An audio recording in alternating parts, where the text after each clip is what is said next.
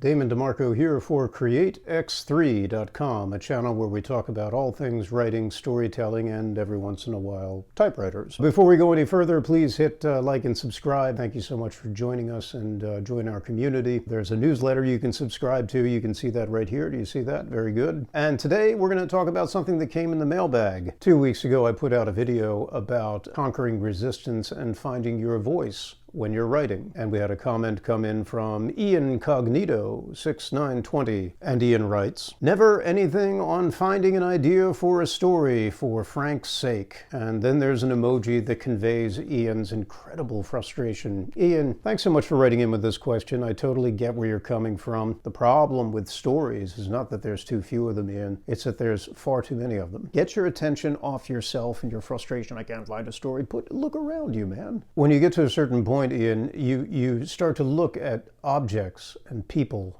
and buildings, and you're flooded with stories. I'm taking a look right over here. I got a table set up there with one of my favorite typewriters on it. Now, Ian, I want you to take a look at this. There's a story there. That story can only be uncovered when you get curious about what's going on. Who sits in that chair? Let's pretend for a second that it isn't me. What do they do with that typewriter? What are they writing? Ian, did you notice that somebody actually made every single one of the things that you see in this photograph here? There's a painting hanging up above the desk. Who made that painting? What was their life like? What inspired them to paint that? There's a story in that. Who made the typewriter? How is it that a typewriter that's literally 100 years old comes to sit on a desk in somebody's apartment? What travels did it go through? What things has it seen? You see where I'm going with this? There are stories all over the place. All you have to do is get curious about things. This is the part where I tell you that your frustration is not helping you. As a matter of fact, your frustration is you putting your attention on yourself rather than looking out into the world,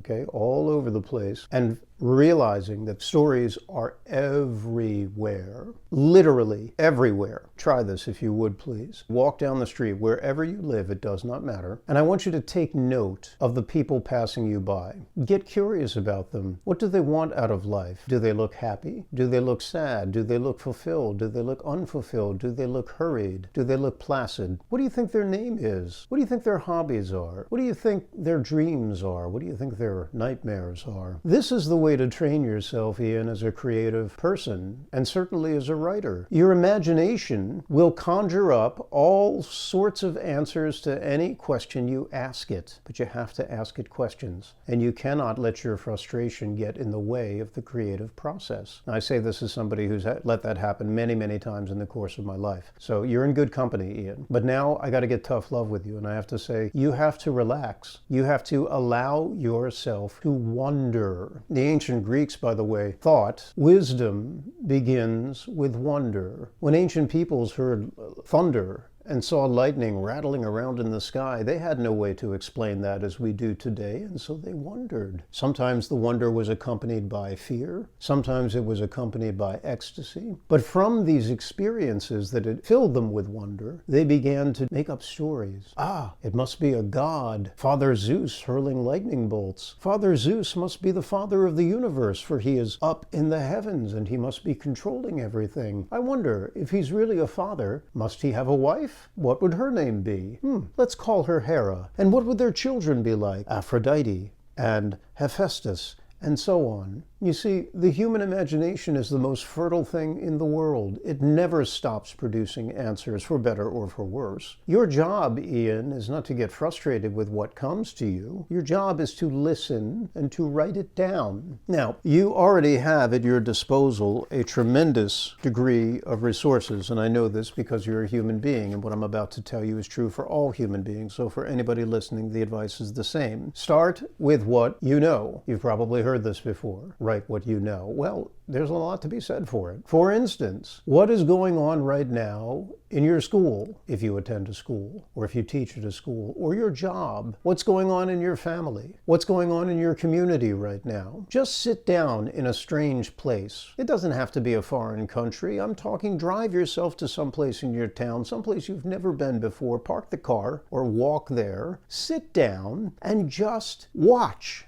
take in, experience life, and ask yourself, what's going on here? I promise you, Ian, what will happen is you'll be flooded with ideas. You'll be flooded with questions. Questions are really the meat of what a writer does. We ask ourselves questions. Why is this so? What does this person want? How is it being blocked? How are they trying to overcome that? We ask ourselves questions, and then we answer the questions, and we do it by writing it down. When you begin this exercise, I really particularly want you to focus on something that absolutely fascinates you, Ian. I want you to think about either a character, meaning a person, or it could be an object that fascinates you. It could be a setting, like a place, like a house that has a strange vibe to it, or a good vibe. I don't know what it is, but you will. If it fascinates you, it's going to take the full weight of your attention. These are the beginnings, the nascent beginnings, the primordial beginnings of what a story is and could be. And really what happens is when the story begins pulling at you, and wakes you up in the middle of the night, or you find yourself daydreaming about it, that's when you know that you've got to write it down.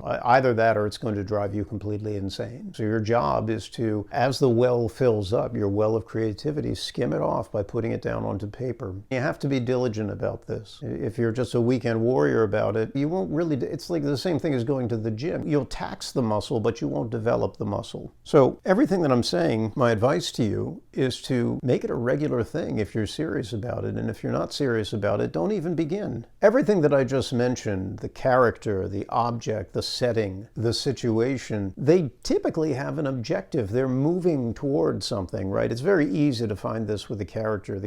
Characters always want something. You want something. I want something. All people want something. Human beings are creatures of desire. We want more of this or less of that. And so the adventure to get more or less of that is what the story becomes about. So when you're doing this kind of work and you're trying to find something that fascinates you, ask yourself, what does it want? And that produces something called the objective. And I talk a lot about this in my Break Your Story course, where, you know, the four things that we go through immediately to outline the premise or the framework of your story are a main character, right, a protagonist, what they want, which is an objective, something called an inciting incident, which I've talked about many, many, many times, and there's an antagonist. But for right now, Ian, what you need to find out is something that fascinates you, and ask yourself what it wants. It's not just human beings who want something. Believe it or not, yes, an object can want something. Places can want something. Situations can want something. It doesn't matter what you start with, my friend. What matters is that it fascinates you enough that it's going to draw you down the rabbit hole of the story research, that you're going to have to ask yourself questions about what's going on and answer those questions gradually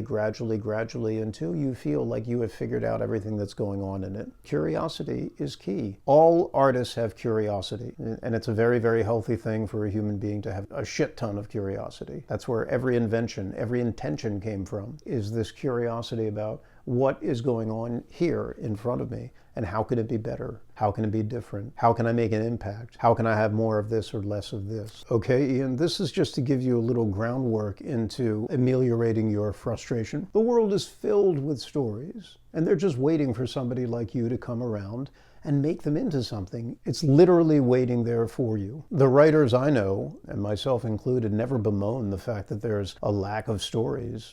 Quite the opposite. The problem is, in our profession, it's a tidal wave. It's a constant deluge. There's too many stories to keep up with. We have to, in many cases, focus for a year or 2 years on one thing, whereas the rest of the world is like tsetse flies. They're just frenetically hopping from one thing to the next, and one thing to the next, and one thing to the next. Oh, did you see what happened on the news today? It's like, that way lies madness in a lot of ways, because if you live in that kind of dimension, you're never going to get any good work done. You have to kind of slow down. You have to pitch it way back, and you have to be aware of these things as they go on, but you also have to keep your attention directly focused on your work until it comes to the point where you feel that it is worthy enough to share with somebody. So I hope that helps you, Ian. Thank you so much for watching. Again, if you want to take my online Break Your Story course, these are the same techniques that I've used to help Pulitzer Prize winners and National Book Award winners organize their stories before they plunge into it, okay? It's about outlining the stories. Same thing that we talked about here, the same basic idea, and you can find a link for that right up here. Thank you so much. Keep writing in with comments and questions. I'll try to get to them as quickly as I can. For CreateX3.com, I'm Damon DeMarco. Stay happy, stay healthy, and stay creative.